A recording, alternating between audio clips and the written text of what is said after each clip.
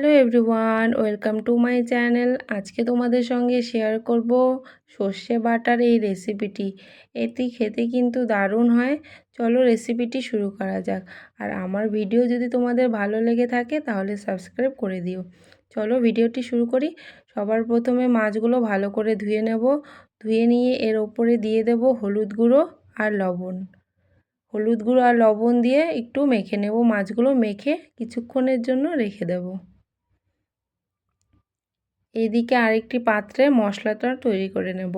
এই মশলাতে লাগবে জিরে, কালো সর্ষে, আর লাগবে শুকনো লঙ্কা আর আদা কুচি।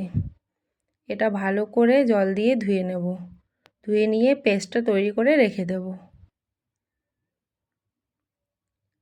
এদিকে কড়াই গরম হয়ে গেলে মাছগুলো ভালো করে ভেজে নেব। মাছগুলো একটু লাল লাল করে ভেজে নেব। লাল লাল করে ভাজা হয়ে গেলে মাছগুলো তুলে সেই কড়াইয়ের মধ্যে দিয়ে দেব আর একটু তেল।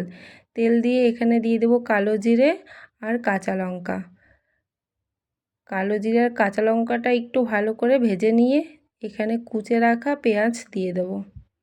পেঁয়াজটা যখন একটু লাল লাল হয়ে আসবে দিয়ে দেব এখানে কুচে রাখা টমেটো।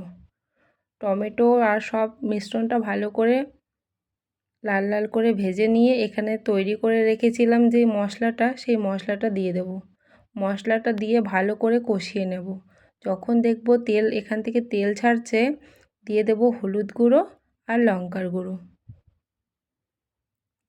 হলুদ গুঁড়ো লঙ্কার গুঁড়ো দেওয়ার পরে আরও ভালো করে এটা ভালো করে কষিয়ে নিয়ে দিয়ে দেব ওপর দিয়ে জল।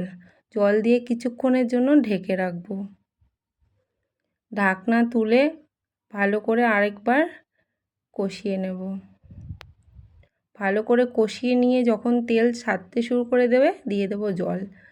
জল দিলে ঝোলটা যখন ফুটতে শুরু করবে উপর দিয়ে ভেজে রাখা মাছগুলো দিয়ে দেব।